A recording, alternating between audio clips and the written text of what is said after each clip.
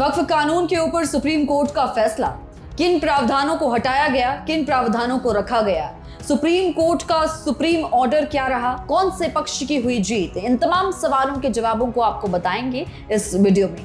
सबसे पहले आपको ये बता दें कि वक्फ कानून है क्या, कौन से बिंदुओं को लेकर सबसे ज्यादा विवाद था वक्फ को लेकर, और अब इसका क्या असर पड़ने जा रहा है जो सुप्रीम कोर्ट ने फैसला लिया है। नमस्कार, स्वागत है आपका जी भारत पर। मैं हूं आपके साथ दीपाली सिंह। भारत में वक्फ या धर्मार्थ संपत्तियां उन्हें कहते हैं जिन्हें इस्लामी कानून के तहत दान दिया गया हो, जैसे कि मस्जिद, मदरसा, कब्रगाह, अन्य धर्मार्थ संस्थाएं एक्सेट्रा। वक्फ एक्ट 1995 पहले से लागू था और इसे कई राज्य और केंद्र वक्फ बोर्ड आदि द्वारा प्रशासित किया जाता है। हाल ही में संसद ने वक्फ संशोधन अधिनियम 2025 को पास किया था और इसी को लेकर विवाद शुरू हो गया।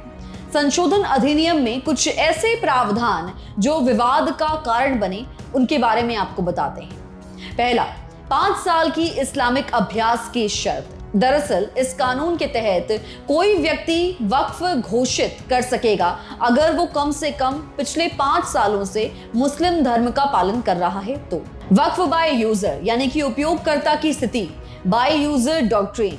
पुराने कानूनों में वक्फ बाय यूजर का सिद्धांत था, यानी कि अगर कोई संपत्ति लगातार पवित्र उद्देश्य से उपयोग हो रही है तो वो वक्फ मानी जा सकती है, भले ही फॉर्मल डॉक्यूमेंट्स उसके लिए ना हो। दूसरा, कलेक्टर की शक्तियां, त्रिपक्षीय हित और संपत्ति अधिकार, यानी कि अधिनियम में कलेक्टर को यह अधिकार देने का प्रावधान था कि वो ये निर्धारित कर सके कि कोई संपत्ति सरकारी है या फिर वक्फ की, और साथ ही उन संपत्तियों को जब तक निर्धारण ना हो वक्फ नहीं माना जाए। वक्फ बोर्ड्स, वक्फ काउंसिल की संरचना। अधिनियम में गैर मुस्लिम सदस्यों की संख्या पर कोई स्पष्ट सीमाएं नहीं थी। मुस्लिम समुदाय को यह लगता है कि इससे उनकी धार्मिक संस्थाओं के प्रबंधन में बाहरी यानी कि नॉन मुस्लिम हस्तक्षेप की संभावना बढ़ जाएगी। जिन प्रावधानों को सुप्रीम कोर्ट ने हटा दिया है वो है 5 साल तक मुस्लिम धर्म का अभ्यास करने की शर्त, यानी वक्फ घोषित करने के लिए ये नियम कि व्यक्ति पिछले 5 साल से इस्लाम का पालन कर रहा है, ये हटा दिया गया है। कलेक्टर की शक्ति को लेकर अब नए नियम लागू किए गए हैं। कलेक्टर ये तय करे कि कोई संपत्ति वक्फ है, सरकारी है, इस अधिकार पर रोक लगा दी गई है। तो वहीं नामित अधिकारी की रिपोर्ट आने तक संपत्ति को वक्फ ना मानने का प्रावधान, इस पर भी रोक लगा दी गई है। वक्फ बोर्ड या वक्फ परिषद में पदेन अधिकारियों के लिए जरूरी है कि वो मुस्लिम हो, ये वाला प्रावधान भी हटा दिया गया है। गैर मुस्लिम समुदायों की संख्या, सुप्रीम कोर्ट ने अब तय सीमा लगाई है कि सिर्फ 3 ही गैर मुस्लिम हो सकते हैं, इससे ज्यादा नहीं।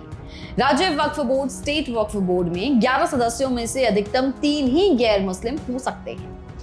केंद्रीय वक्फ परिषद यानी कि सेंट्रल वक्फ काउंसिल में 4 से ज्यादा गैर मुस्लिम सदस्य नहीं हो सकेंगे। सुप्रीम कोर्ट ने ये बात भी कही है। सुप्रीम कोर्ट ने क्या नहीं किया है, किन प्रावधानों को बरकरार रखा गया है, ये भी आपको बता दें। सुप्रीम कोर्ट ने कहा है कि सिर्फ कुछ विवादास्पद धाराओं पर ही रोक लगाई जाएगी। वक्फ बाय यूजर को विवादों में रखा गया है, लेकिन सुप्रीम कोर्ट ने इस मामले में अभी कोई राहत नहीं दी है, यानी कि इस सिद्धांत को एक बार फिर से बहाल करने या उसे लागू करने से संबंधी प्रावधानों पर फिलहाल रोक नहीं लगाई गई है। सीईओ का पद या अन्य प्रशासनिक नियुक्तियों पर सुप्रीम कोर्ट ने यह कहा है कि जहां संभव हो मुस्लिम समुदाय से नियुक्ति हो, लेकिन स्पष्ट रोक नहीं लगाई किसी भी गैर मुस्लिम को सीईओ बनने से। संवैधानिक और कानून दृष्टि से महत्वपूर्ण बातें क्या रही हैं वो भी आपको बता दें।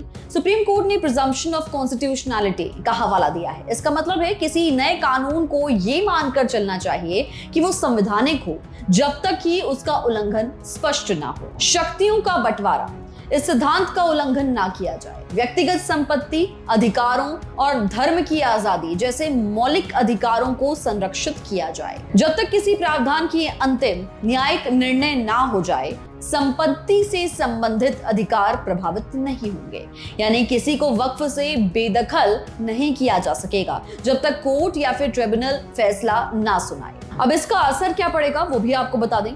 जिन लोगों या संगठनों को ये डर था कि उनका धर्म अनुष्ठान या आस्था प्रमाणित करने में परेशानी आएगी, जैसे कि 5 साल की शर्त, उन्हें फिलहाल राहत मिली है। वो शर्त लागू नहीं होगी जब तक न्यायालयों का फैसला ना हो या नियम स्पष्ट ना हो। संपत्तियों पर तुरंत कोई कब्जा या बेदखली नहीं होगी जब तक उनकी स्थिति न्यायालयों में तय ना हो जाए।